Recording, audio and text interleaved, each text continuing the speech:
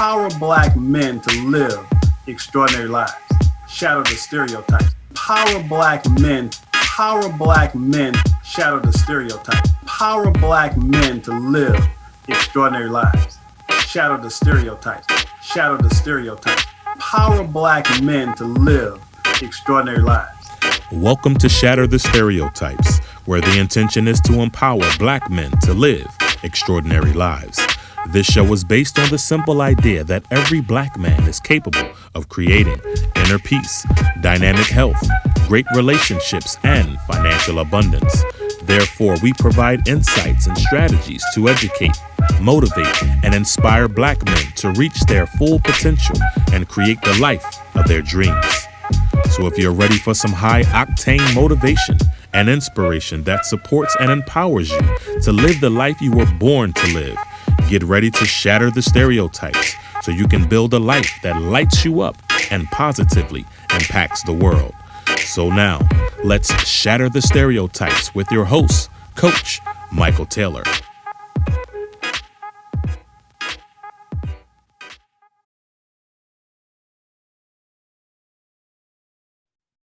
Hello and welcome to Shatter the Stereotypes, where my intention is to empower Black men to live extraordinary lives. You see, there's never been a shortage of Black male role models. There's only been a lack of exposure of those role models in mainstream media. So my intention is to showcase and highlight Black men who are doing remarkable things in the world. And my guest today is doing just that. His name is Dennis Winkler, and he is a licensed clinical professional counselor with a PhD, LCPC, NCC, and he is the founder of the Temple of New African Thought, or TNAT for short. So it is my absolute honor to welcome Dennis to the show. Hello, Dennis, how are you? Greetings, brother Michael Taylor. Thanks for having me back on, and yes, sir, I share sentiments with you, all those wonderful things you just said before. All right, so before we jump in, I want to share something real quickly here. Let's take a peek here, because I think congratulations are in order. So if we'll take a quick look, Mr. PhD, congratulations, my man, on your amazing accomplishment.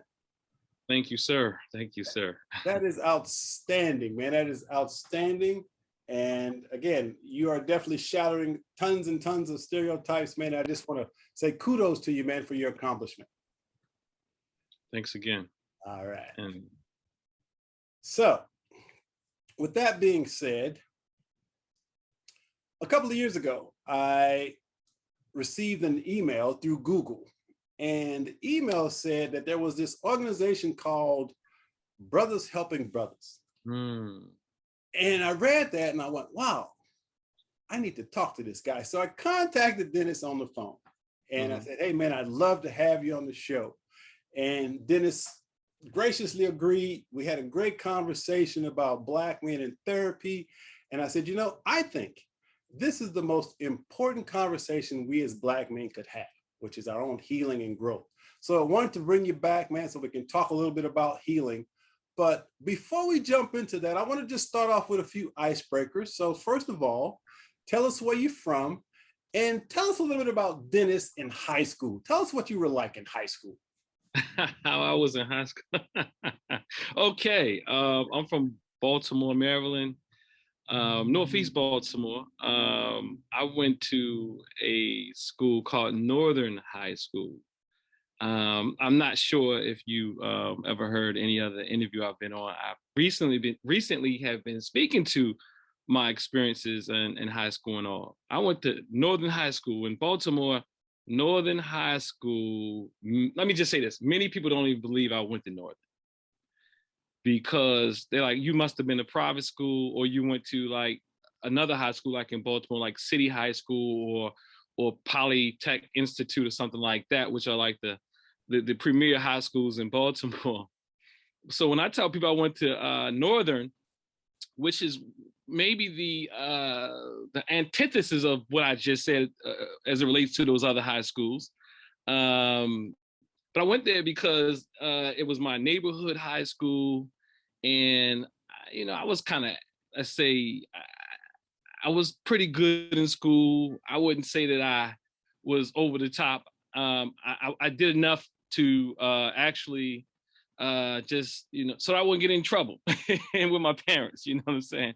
So I would say I had A's and some B's and some C's and maybe some D's. I mean, well, in that time it was for us, it was probably I didn't get too many C's, but I mean D's, but I probably got some C's. And so I wouldn't say I was over the top, too low, what have you, but nonetheless, I was this regular average guy, high school, liked to have fun, won best dress in high school, was in a fashion show, the Marlin Club in high school. I would like to say I was what people would call I guess like I had curly hair, little pretty boy, they would say something like that. So I was fashionable, but I was pretty evenly balanced, even though I never got in a lot of trouble. I won't say I was a total angel, but I definitely didn't get in do any too much malicious things. Other than me having to learn what a typical person would have to do is learn not to, as they growing up. There you go. So name a couple of people that have shaped you into the man that you are today. Okay, a couple people. I would first foremost have to always start with my parents, my mother and my father. I think that they have positively impacted me. I like to say, that I got the best genes of them both. So, but I think, I think there's some truth to that, right? But nonetheless, they were phenomenal. I grew up in Northeast Baltimore. We lived in the county, and then my father said, "No, we gotta go back. We gotta go back to Baltimore." And I had a loving family. So I want to say my mother and father and my extended family. So we had like a community. My father taught me about all types of principles and African-centered things and that nature, how important it is, how beautiful Black is, and so on and so forth, and taught us about history, not just Black history, but history of people all around the world.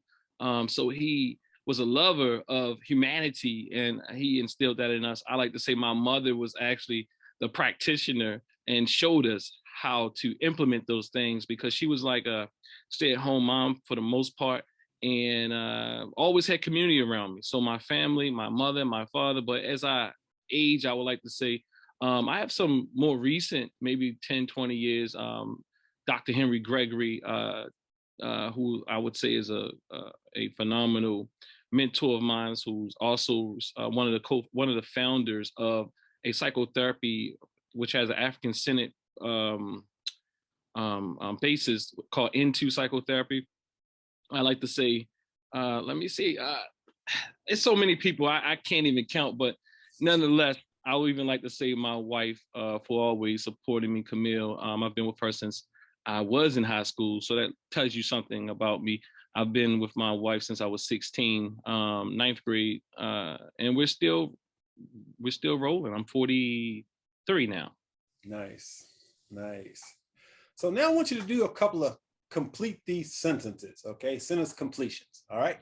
First one, I really love to. Oh, okay.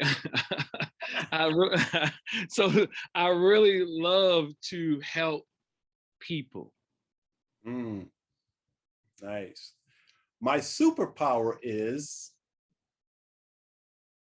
The balance of my intellect and my heart. Ooh, nice. I like that. I am proud of?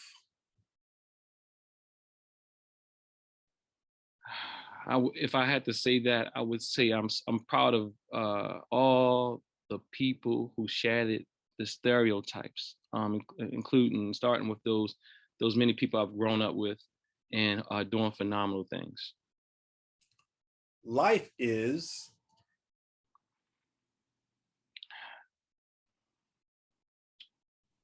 What you make it. One thing I would like to change about the world is? Our Black and white thinking. And if I had a magic wand, I would? Do the previous. There you go. So, as a man who happens to be Black, are you optimistic or pessimistic about the future in general? I'm more of a less black and white person, so I would say I'm a realistic. so, uh, but I lean towards the optimistic side. Okay. All right. So those are my icebreakers. So now I want you to introduce Dennis the professional. So tell the audience what you do and who you are. Okay. My name is Dennis Winkler. I am a licensed clinical professional counselor. I do a lot of things, so I can never ever really say all the things I do right now. But really, I would say that I am a licensed clinical professional counselor, but also I've been an entrepreneur for many years. I've been an entrepreneur since probably in my teenage years, and I professionally help people, and I've helped people in so many different areas, from finances to being a mentor, to being a licensed clinical professional counselor, to just being somebody to support people. So professionally, that's what I do on so many different levels. We do community work. We own the wellness center here, and we offer all types of products, alternative products even, such as herbs and books, and we do yoga and tai chi and meditation, and we have study groups. So we have what we call a Maya Circle of Enlightenment, where we have men and women groups, where we help men and women to develop to be the best, I guess I'm gonna say, them's possible. So there's lots of things we do, but basically I'm a helper. Now, as a counselor, therapist, if you will, I'm curious. You mentioned that you love helping people. So I'm curious, it is that love of people that guided you to become a therapist? Yeah, absolutely. I only went back to school after being a business person for so many years. It wasn't necessarily about money for me per se, right? I'm naturally an entrepreneur, so I know whatever I do, I'm going to do something, I'm going to say great with it. And I'm going to do the best I can to help my people. And by extension, all people, So what was that question again? So I'm just curious though, what triggered you to want to become a therapist? Because obviously that's a healing profession. That's something that I think comes from the heart. So I'm just curious, what was it that guided you to become a therapist to help people?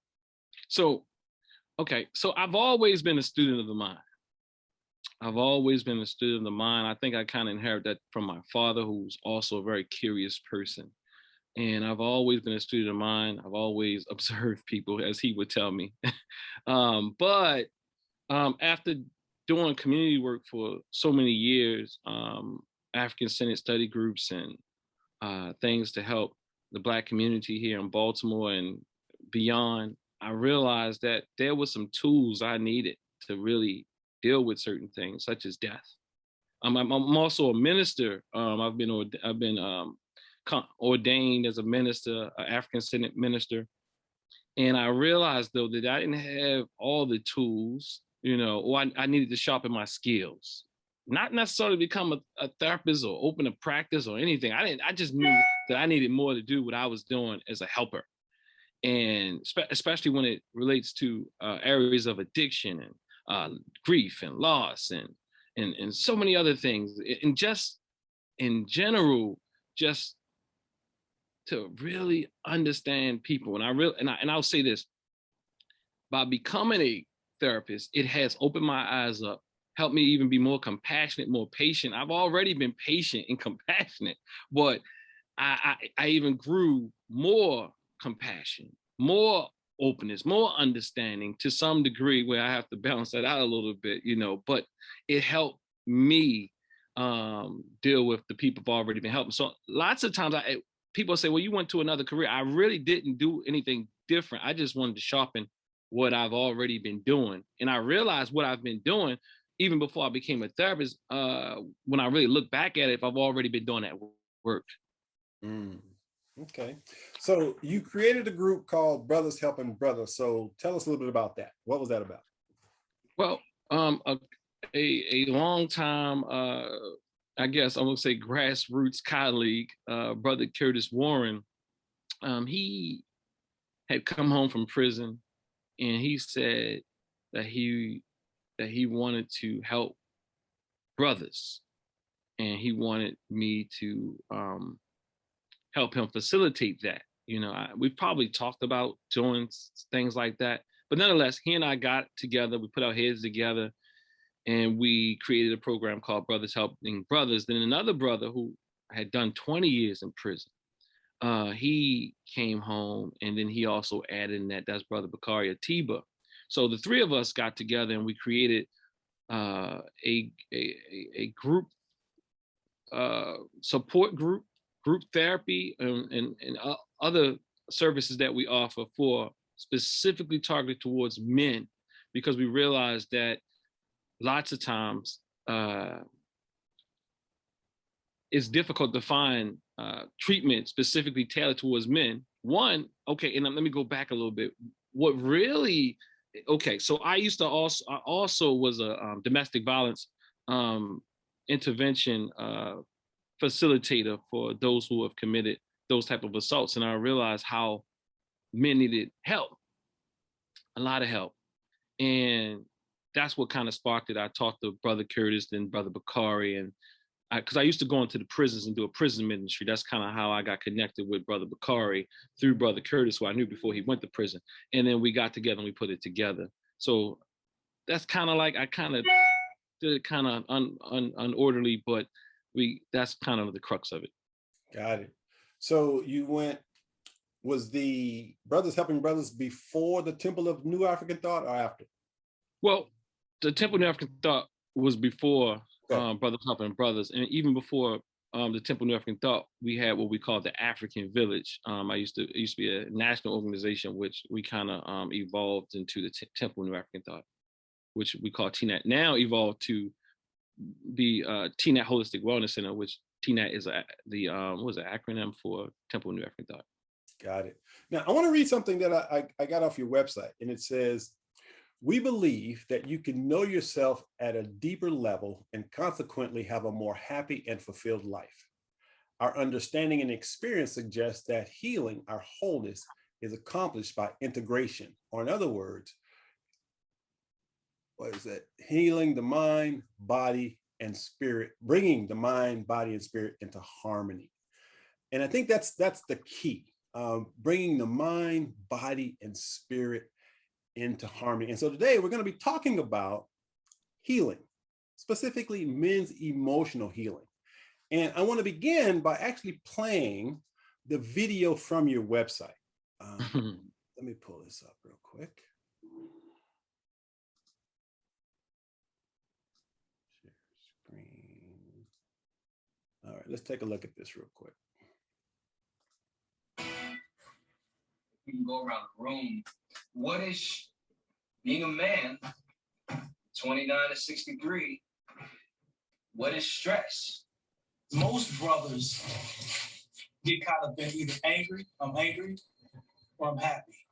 So one of the things that we really teach is how to embrace the full range of emotions, right? Because you don't think about it, but certain emotions are dormant. When I originally came here, it was at the loss of my brother. You know, he was a very close friend of mine. I mean, he was like, you know, my eighth-born coon. Like, we did everything together. And so experiencing, you know, how he tragically left, you know, it was a void.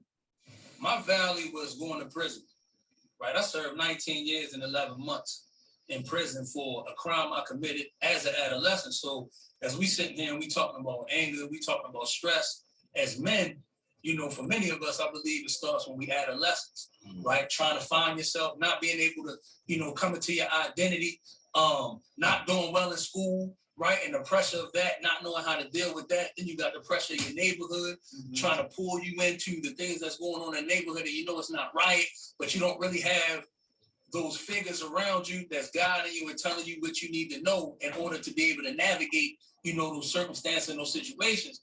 Stress is necessary. Stress is something that is not to be avoided. Stress is a message. It's trying to send us a signal that something needs to be done. Stress is not necessarily a problem unless it overwhelms us. talked about the problems that you were facing where you felt like, okay, something's got to give. What are some of those problems that you guys think come up as men, right? When we talk about the pressures that we face. I needed more help.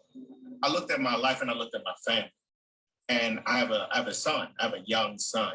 And his being is the reason that brought me here, wanting to better myself and look at myself internally so I can be better for my son, be better for myself, be better for my family. That's part of the frustration, not being able to be vulnerable, not being able to, let your guard down, not being able to withstand the pressures and come somewhere where you can let it down and see men, that of the same, hue as you, that walk in the same light as you, that walk in the same footsteps as you. What are you all teaching? What are the bullet points, maybe even the practices that you guys are using in your everyday lives that reduce anger, reduce stress, reduce pressures that ultimately build up because of everything that we talked about? You got to have self-love for self. If you don't have self-love for who you are, how can you love anybody else? But see, when this world tells you that you're nobody, when you're lower than anything else, that's how you feel. That's how you end up certain places. You know what I'm saying? So that love for self is very important, Just tell yourself, stop having these thoughts that aren't going to lead you to anywhere. We utilize mindfulness meditation. We utilize and we create a anger management plan that a person go through a cycle. They know how to take a time out. So to do that, you have to come and calm yourself down. With exercise, meditation, you have to do something. You see what I'm saying? Because every day when you first wake up, it's stressful. It goes up like that. So if you don't find a point in time for it to go down like this, it's going to work on the body. So what do you say to that person who will look at this and they say, oh, that's amazing that these guys are in here, they're talking about their feelings, talking about their emotions, they want to better themselves. But I ain't got time for that. What do you say to that person? This thing is deep. The trauma runs deep. The trauma is intergenerational. It affects your body. So it's not so simple for a person to say, you know what, you're right. I'm going to go to the temple and I'm going to get started on healing. It just doesn't work like that. Finding that peace, that Zen, is a scary thing. Because life, traumas, different things can teach you, you can grow comfortable in the up and down, the roller coaster, the chaos. And it's easy to let it overwhelm you, to overtake you. But when you can find that peace and you can find a way to navigate those waters, you become powerful. You become aware. Gentlemen, thank you. Thank you. I love that. Absolutely love that. This is the reason I do this show, is because as Black men, we have to have resources where we get to see, men being vulnerable, men talking about how they feel. And again, we're going to be talking about emotional healing, but I want to get, and now I can say Dr. Winkler. Dr. Winkler, I'm curious, when we talk about emotional healing, how would you define healing? How would you, if I say, doctor, what is healing? How would you define that? Well, I think it kind of depends, right? But I would probably say, as one of the gentlemen said, sometimes we can get caught up in the ups and downs, hence off balance. So when I speak to healing, I speak to what some African folk may call mayat, balance. Getting back to a state of homeostasis, getting back to a state of where we can operate inwardly on all levels in harmony. So to me, that will be healing on a psychosocial, spiritual level. Now, on a physical level, of course, there's a wound or a wound, and it goes through some chaos and is broken, and again, it coming back together. I think on the website you read something about integrating. If something was cut open, split apart, then now it has to reunite and come back together. Yeah, yeah. So for the audience, I want to say this is just Michael Taylor's definition of healing.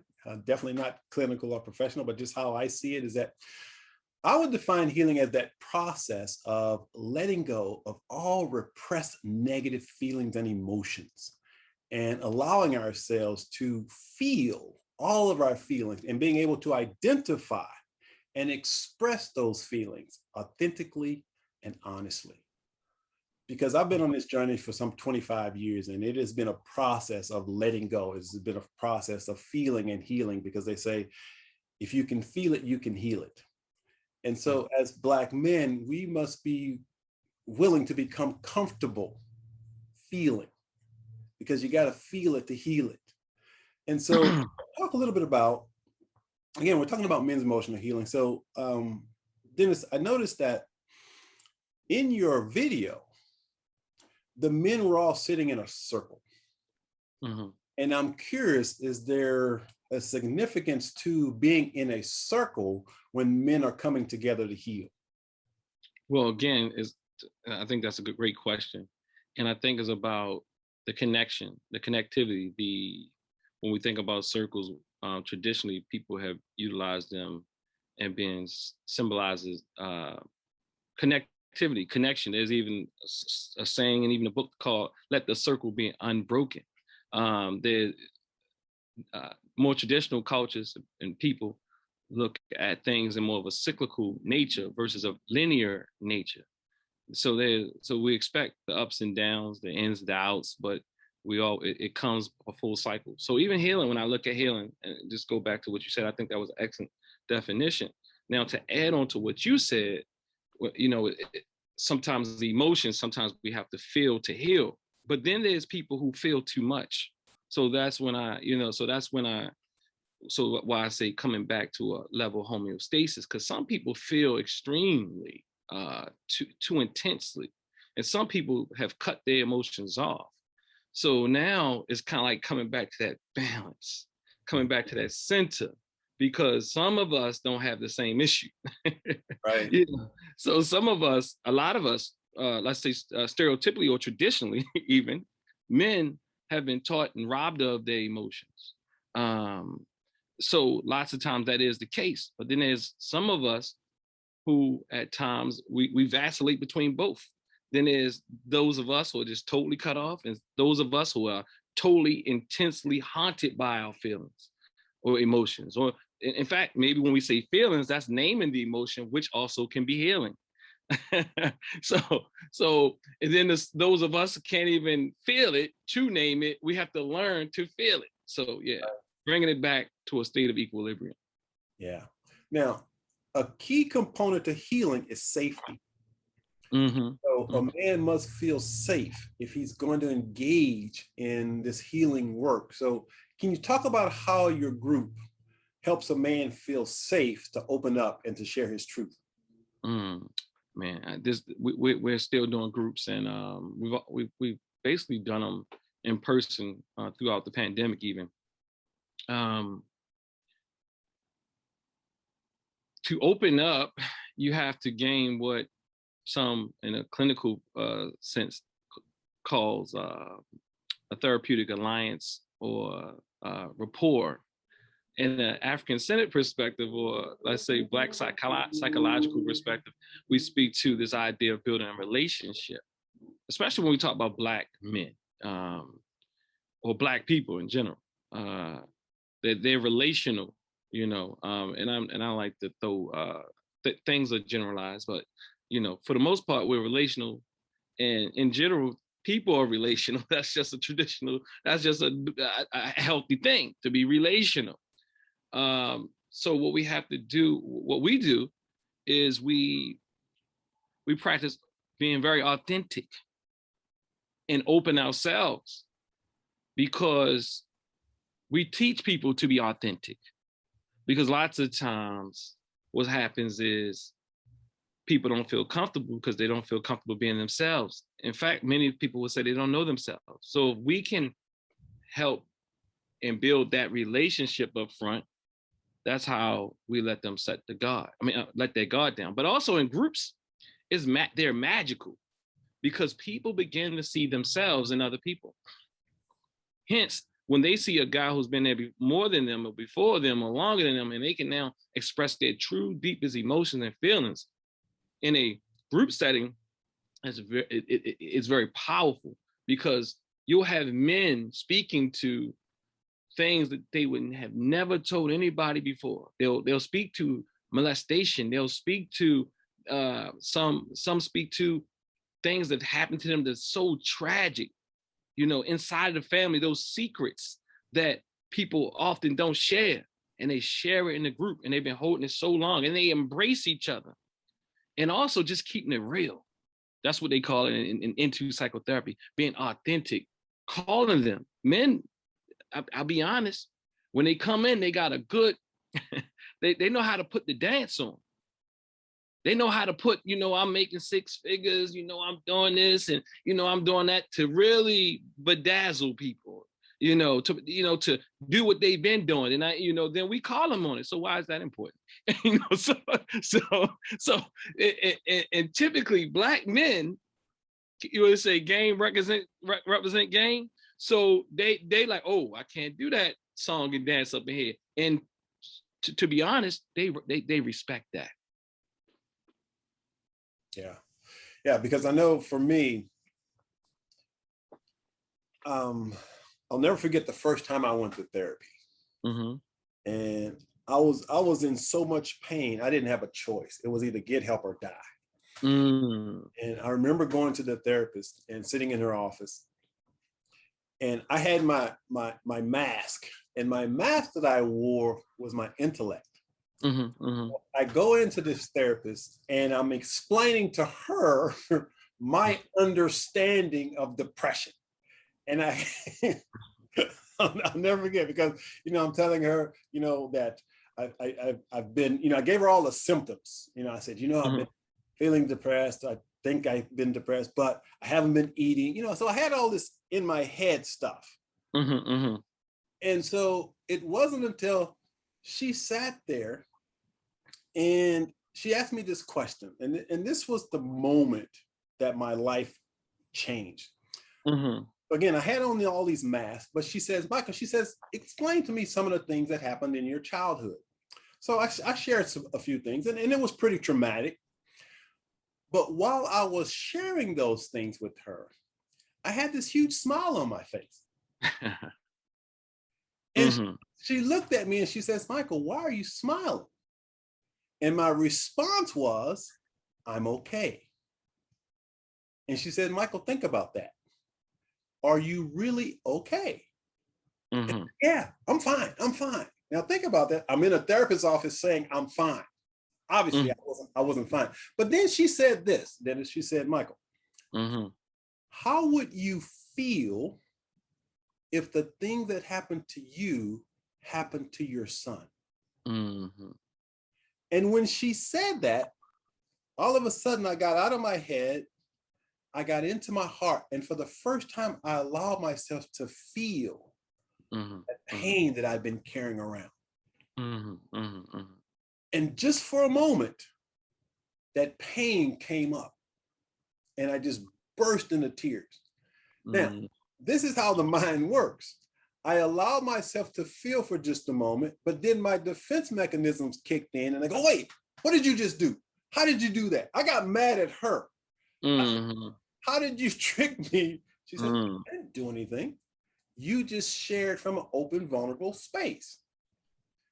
And all of a sudden, things started to happen. I just realized that I could no longer wear my mask.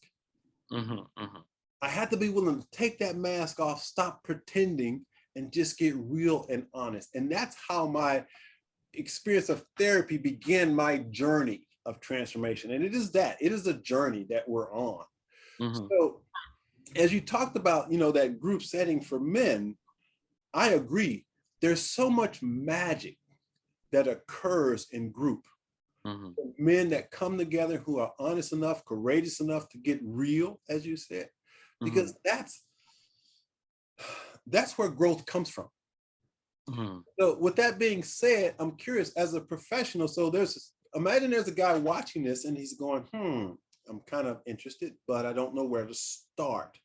So from a healing perspective, do you think a person should start off singularly with a therapist one-on-one, or do they go right into a group? What are your thoughts on that? So as a as a therapist, you're trained not to know how to answer questions directly anymore. So Gotcha. Gotcha. so so so it's like the famous word that I thought was kind of like just a cop out is like, it depends. Gotcha. It really depends. Some guys will not be open to group, and some guys will not be open to individual. So I say, let them start with which is more comfortable for them. Got it. Some Good. people find they can come in group and just sit back in the back. So we're gonna pull them in. Believe me, we're gonna get them involved. They're the ones who actually start. You had to start. Okay, you talked enough after some point, but it just depends on what is more comfortable, so that person can deal with all those emotions and feelings and fears and distrust and all of that, whichever helps them feel safe, as you alluded to earlier. Good answer.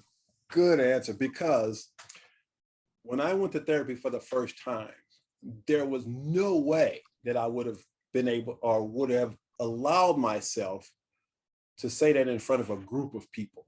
Mm-hmm. I was just more comfortable in a one-on-one environment. So you're absolutely correct. There's no right or wrong way. There's only the right way for you. So making a choice, if you feel you need to get support, however that looks, going to therapy is a great place to start. Finding a group is also a great place to start, but you have to make the choice of what's best for you. So Dennis, so in order to talk about healing, it's important to talk about what we're healing from. So in most cases, it's trauma. We're trying to heal from trauma. So can you talk a little bit about what is trauma and why do we need to heal from it? Well, okay, so there's a thing called stress. And trauma, in a most simple manner, is a more extreme form of stress. And for something, trauma is like, some people call trauma, they think of it as an event. But the definition of trauma would be, for many, in a loose way, would be trauma is something that impacts you. It impacts your body. It impacts you psychologically, emotionally. It impacts you in a way that it changes the way, on a psychosocial, spiritual level, it changes the way that you see the world, the way that you feel in the world. It disrupts your ability to feel safe, or the ability to feel as if there's some level of predictability to life anymore. It affects you in a way that throws off your emotional system. People are affected differently by trauma, as I alluded to earlier, that some are, overly sensitive to emotions, and others are they close off. But in a nutshell, trauma is an extreme level of stress on the psychological, emotional, physical level, that actually, in order for it to be considered a trauma or a person being traumatized, it has to overwhelm them in their system, where a person feels like they could not escape. A person feels like they could not ward off. They felt so, what's the word I'm looking for? Like they lost all power. They couldn't do anything to defend themselves. It's a word I'm looking for, but I'm losing it right now. Yeah. So in the video, Brother Bakari, I think it was, who said, it's important to look at adolescence, and how he said he committed a crime as an adolescent. Yeah. And I believe that, number one, if we aren't willing to look at those childhood traumas, we'll never change our communities. This is just my belief. All of that begins at an early age. impacted by trauma, and that trauma begins building, and that's why some of us do bad things, if you will. So can you talk a little bit about the importance of understanding childhood trauma? Because I think that's where it all starts. Can you talk a little bit about that? Well, and I think that's important, right? And I think it's so complex. Like, we use words like trauma, and sometimes people don't understand that trauma in and of itself, it looks different for each individual. An analogy would be, someone could get thrown out of a window and not be traumatized, but another person can fall off the side of a curb and be traumatized, because trauma is not necessarily the same for everyone, or that which will traumatize a person, because we can all experience what's quote unquote called trauma and not be traumatized. That's when we feel that we couldn't fight off, or we felt totally defenseless. That's probably like the word I was looking for earlier. So when we look at childhood trauma, we have to look at some things that we really don't even identify as trauma in our communities. Many times what's been built in our community as culture is really trauma masquerading as culture. Sometimes, a parent, not being around or not emotionally connecting with their child is a form of trauma that people often don't speak to. They often speak to, a parent being locked up or smacking the child or what have you, and that type of thing. But on a psychosocial, spiritual level, trauma it has to do with that attachment system as well. That a lot of times it's not feeling love, not feeling cared for, not feeling safe. The latchkey child who goes home and have to become an adult too early, it affects your safety system. When you don't feel safe, you will be traumatized. People who feel safe, who feel nurtured, who feel cared for, are less likely to become traumatized. So it's important that we learn, or people are who, and I'm going to forward by saying that those who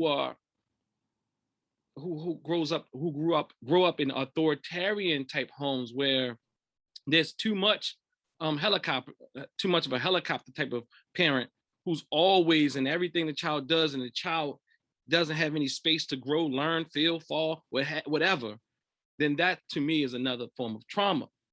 But then we have, abuse, and to some degree, neglect and all these other things are abuse as well, that you may not go to jail for them, but we must be balanced in rearing our children.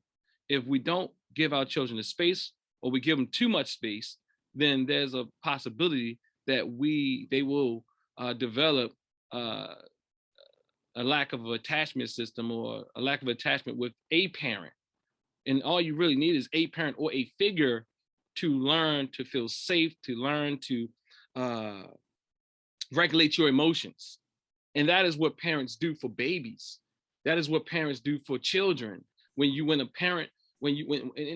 fact, if your baby falls and the parent starts screaming, but the baby looks at you and then take that cue. If the parent looks calm and coddles them and all that type of thing, then the baby may feel soothed and know how to regulate their emotions, because the parent is the first person in a child's life to help them regulate their emotions. It's kind of like when you're in an airplane, you start feeling turbulence. You start looking at what do they call them, the flight attendants, to see if there's anything to worry about. When you start saying they look cool, you say, okay, I'm cool. I'm not sure if that answered your question. Yeah, you did. So it seems like, or I'm interpreting what you said to think, I was looking at trauma as the event itself, but the trauma is really the reaction to the event. Sounds like. Yeah, it's the reaction. People can call it the event, right? A traumatizing event, let's say that, right? Yeah. And then the trauma is what happens to that person is in their body. Mm-hmm. Right, got it. Okay, that as I was listening to you, it kind of clicked for me. There's a distinction there between the two. Now, we talked a little bit about healing, but let's talk about some things that we can actually do. So within your group, you have different modalities that you use for healing. And one of those things is meditation. Now, I'm a firm believer in meditation. I've been meditating for over 30 years now. And I remember when I first started meditating, I had a conversation with a friend of mine who was this fundamentalist Christian. And the person said that meditation was trafficking with the devil. And I shouldn't be doing it. And at the time, it just kind of sounded weird to me. But I know that a lot of people have a negative connotation towards meditation. Can you talk about meditation and why it's important? Well, yes, meditation is very important. You know, and fundamentalist Christians can find a way to meditate. You might just name it something else. They call it, what is it called? They call it, I can't think of it. It's some type of, it's intentional prayer, something type of prayer. You know, I've been trained as a spiritually integrated counselor in my master's degree. So so everyone can learn to meditate. So to take the stigma out, let's talk. That's why this mindfulness, people use this term mindfulness. And if I can just say, you know, mindfulness is just being present. Because when we've been through trauma, when we're dealing with anxiety, when we're dealing with depression, lots of time our minds are in other places. They're not here, right here in this body with this person, experiencing the here and the now. Lots of times our minds are thinking about tomorrow when we're anxious, thinking about the bills and what I'm going to cook, and I got to get up to go to work. And hence, you don't get to really experience this present moment. So you're living the horror of work before work comes. In fact, it might not be that much of a horror. You're living the experience of yesteryear, and yesteryear is no longer happening. It's happening in you in a sense because you haven't resolved those issues, but you now you become more depressed because you're thinking about the missed opportunities. You're thinking about who did this and who did that. Not to say these things aren't important, but these are issues that meditation can help us really deal with or cope with or manage or what have you. Meditation, especially mindfulness, helps a person not just enjoy, just to live in the present moment, knowing that that is the only real moment, you know, so that your mind can live and acknowledge and slow that mind down. Because when we're depressed and we're ruminating, or we're anxious and we're ruminating, meaning our minds are constantly working, it exhausts us. We're tired. Then it clouds us. It messes with our sleep. We can't go to sleep. Then it throws off our system.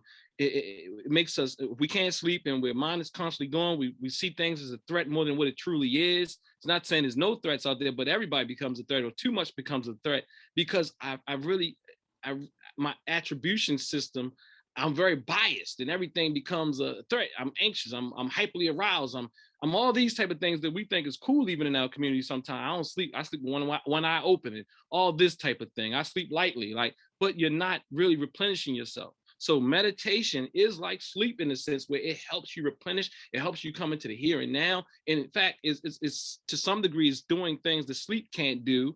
But sleep is doing things that meditation can't do, because all them sleep and those dreams that we miss out on when we've been traumatized because we don't get into deep REM sleep and even further, we're not able to deal with all those abstract thoughts and all those things and help them integrate and so on and so forth. So yeah, meditation is very important. It allows us to live in the here and now, allows us to tap in and slow this mind down and hence slow the behind down.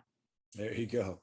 Yeah, again, I've been meditating for more than 30 years and I can't even put into words the benefits of it because it's an internal experience. But what I do know is, as a result of my meditation practice, first and foremost is just inner peace and calm. I used to have that raging mind that was always going in. And I remember one time writing in my journal, I wish I could turn my mind off, because I'd get these headaches because I was thinking so hard about stuff. And so that alleviate that. But I think the greatest gift for me, the result of my meditation, is my creativity. I get into, I'm sorry? Once you're done, I just wanted to add another thing. Yeah. So for me, when I think about creativity as a writer, I get into this space where I do my meditation before I write. And I've written a book a year for the past 8 years. And that is a direct result of my meditation practice and being able to get out of the way and listening to the divine voice in me. So what was your point? Yeah, and going back to what you alluded to earlier, and that is powerful, because what happens is if you are in a constant state of fear, then when your mind is working like that, you don't feel safe. Right. And when you don't feel safe, you can't be as creative. You can't be as creative because your system is off, you're out of balance. But the other thing is, and in fact, that's why some people use creativity as a form of meditation or mindfulness to kind of help them cope with the world as well. But another thing that meditation really helps, especially mindfulness, is that it helps you be able to deal with the feelings. It helps you feel, and then hence the feelings are no longer seen as much of a threat, because when you're in the present, you don't hide the feelings. You don't cut off as many of us men do. What we do is we try to cut things off and act like it doesn't exist. It's really like, let's sit with that and let's observe that and let's be with it. And at some point it will settle, because what those emotions that are foreign to many of us, we begin to really realize they're not as much of a threat, and they pass. Yeah.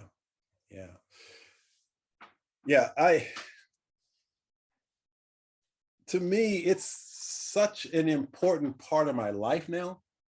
I think, a lot of people have a misconception about meditation. They think meditation is the process of making your mind go blank. I don't see it that way. I see meditation as just the process of becoming aware of what's going through my mind. That to me is how I look at meditation. Is like when I can learn to pay attention and be aware of what I'm thinking. And it is in that awareness that I can control my thinking and my thoughts and my actions. But yeah, it's a huge part for me of healing, and something that I highly recommend for everyone. Now, with that being said, Dennis, I want you to think about this. So somebody's watching this right now and they're going, okay, you guys are talking about healing and all of that, but why do I want to heal? What's the benefit? What do I get out of this? So what would your answer be to that guy who's saying, why do I want to heal? Well, in healing from a psychosocial spiritual level perspective, when you're not healed, your relationships suffer. And human beings enjoy life by the quality of their relationships. Some people say I like to be by myself. Some, there's very rare few people in between that really do much better all by themselves, but they are not the norm by any means. And to some degree, they suffer as well. It's just that that's the way that they can operate in this world. Now, so your relationships suffer when you don't do the healing that is necessary for you to even be the best parent, the best husband, the best father, the best whoever, the best you. When you're not healed, your quality of life is subpar. It's a struggle. Some of us are so used to not being healed, we especially if some people, let's say you're bipolar, what have you, quote unquote, you have a bipolar disorder. Some of us enjoy those ups, but those downs are coming. So some of us we don't want to get rid of the ups, because the ups are up here, the downs are down here, and there's this in between called balance, homeostasis, harmony, because I'm intoxicated with the ups. I'm addicted to the ups. I'm so addicted to the ups, I'm waiting for the next one. I find ways to make them come up, even if it's drugs or whatever it is I do. I go to those ups, but I'm gonna have those downs. So I have to balance myself, and hence it causes all types of issues: employment issues, social issues, familial issues, relationship. It's evident and prevalent in our community. Absolutely. Yeah. So for me, I think what we long for as human beings is connection. Mm-hmm. Without healing, you cannot authentically connect. This is Michael Taylor's take on it. So in order for us to connect, we've got to remove the things that's keeping us from connecting. And those things that keep us from connecting are things like fear, uncertainty, feeling unlovable, those types of things. So for me, what I would say to that guy is the reason you want to do your healing work is first and foremost, you want to be free. You want to be free to be who you are. That's the first thing. Second thing, you want to do your healing work because you want to connect. You want to experience true intimacy and connection with others. And I think that's the thing that's missing for us, especially as men. We don't feel that sense of connection. And connection doesn't happen up here. Connection happens in here. A feel, it's a connection, it's an intimacy that we want to experience. So that would be my answer to the guy who's watching this. And if you're that guy, that's why I'm recommending, suggesting that you participate in your own healing process, because what you long for as a human being is connection, and you can't get without healing. So Dennis, I want you to talk about, you recently did a paper for your dissertation called Measuring the Relationship of Race-Based Trauma, Racial Identity, and Spirituality. So let's talk just a little bit about that. So first of all, explain to the audience how this works as a dissertation. So you come up with a theory and then you create evidence. But tell us a little bit about how that works. Well, there's various ways to come up with a dissertation, especially depending on the type of modality or methodology that you're using. So let's say, because my dissertation was a quantitative dissertation, I use quantitative methodology. Hence there's already theories out there, right? There's tons of theories. In the sense of my dissertation, I've researched post-traumatic slave syndrome. I researched race-based trauma. I researched all types of theories on Black people and racism, and there's theories that don't end. You know, they just go on. But sometimes what we lack is, let's see if this is true, or let's test these theories. And that's kind of like what a quantitative study would do. Or, let's test and see what it's all about, And then you have qualitative, which is very theory-based, theoretical based, you'll use, and then you'll go in and you'll use some type of theory to kind of support your research and not really back it, but it's just, you're coming from this framework. You're using, let's say, phenomenological theory, or even feminist theory, or any type of theory, right? You go in and you do research around that, but you really sit with the people and you kind of observe and let them answer. And this is what their words, this is their lived experiences, and so on and so forth, right? So that's the other part. Then you have mixed methods where you do a little bit of both. My study was quantitative research, and basically I tested a lot of theories. In fact, we use scales, which were backed by which also supported theories, or were created based on theories, like race-based trauma. That's a theory, that's a concept. So what does that mean? Can we measure this thing called race-based trauma? Can we measure racism? Can we measure depression, which is a theory? Can we measure anxiety, which is a theory, a concept? Until you can measure it, you can say, well, this construct is based on a theory, and now we can measure what we call that, if that makes sense. Yeah. So what were some of your findings? What did you find out? Okay, so I found out that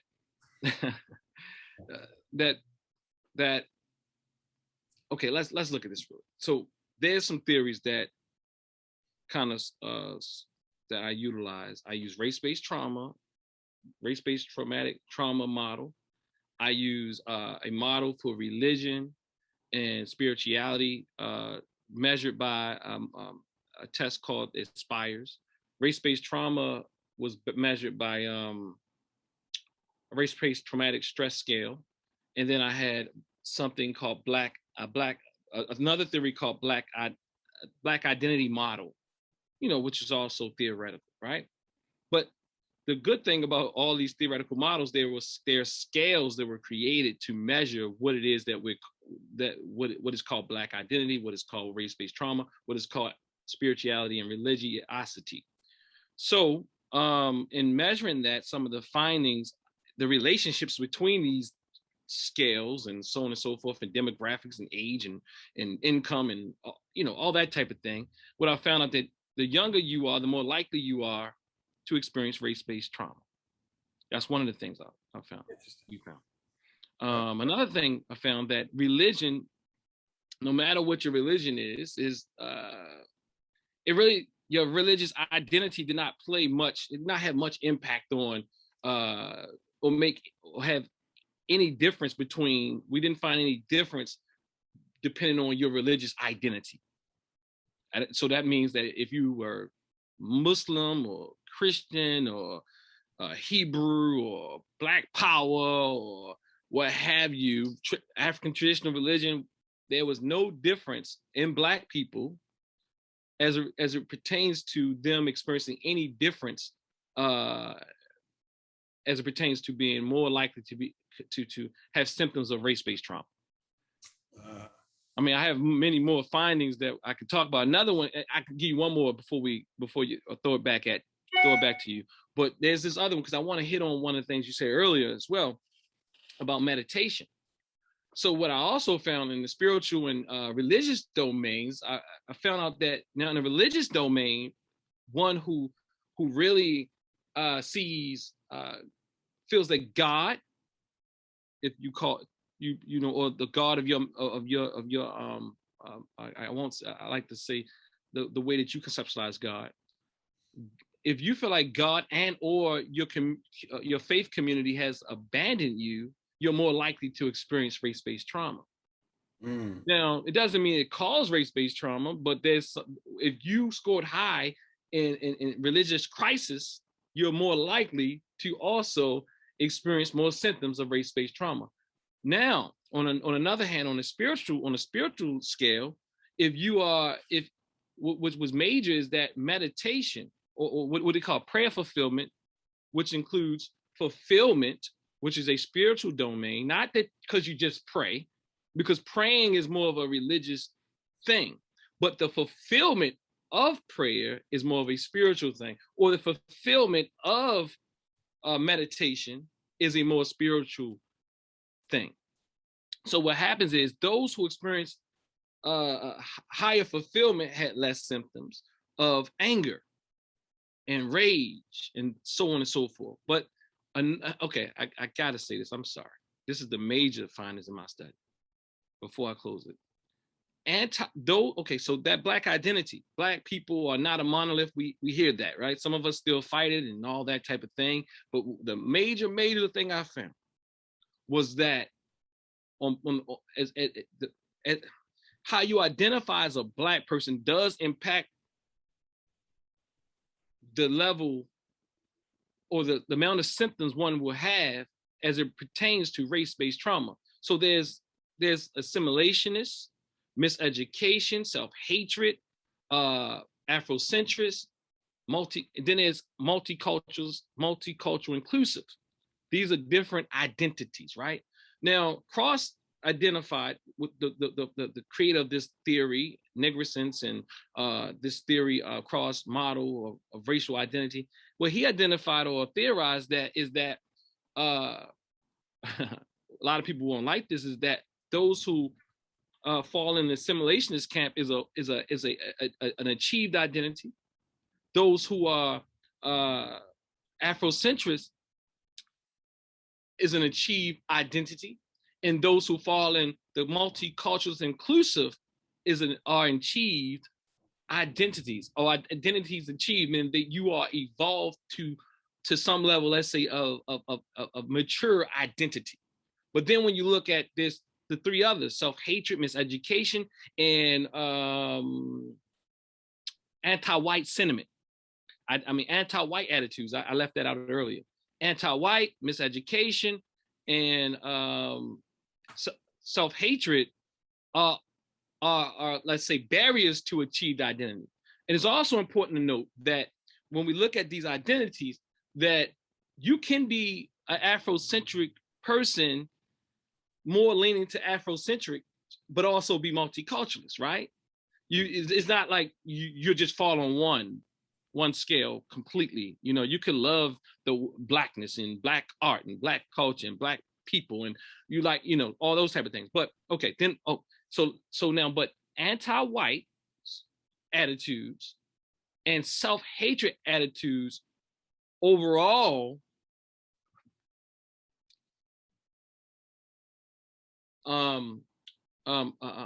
correlated and also predicted for an increase, a significant increase in race-based traumatic stress scores. Additionally, we didn't find anything with miseducation, however, because miseducation did not show up. But in miseducation would be where you begin to look at other Black people as if the way that have like more like what is it called? The same way that the dominant culture looks at in the negative stereotypes and so on and so forth.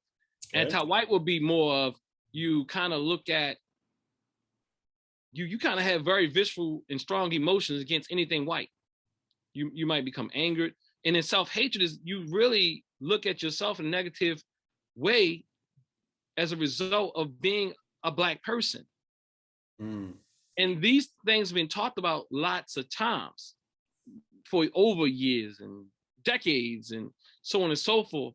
But again, assimilationists, Afrocentrists, and multiculturalists seem to be maybe non-affected or stronger, or more achieved identities. And maybe we want to, as clinicians, help people have stronger identities as it pertains to being a Black person. Got it.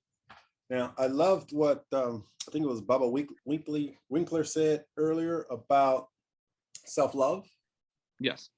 The importance of self-love. So for us as Black men, I will assert that our goal needs to be self-love. Our goal needs to be healing. Our goal needs to be our own personal transformation. And what you've put together is an opportunity for brothers to come and do just that. So now I'd like you to share, how can people find you? How can people reach out to you if they're interested in learning more about your work, your organizations, and any of that? How can people find you? Well, they can, thank you.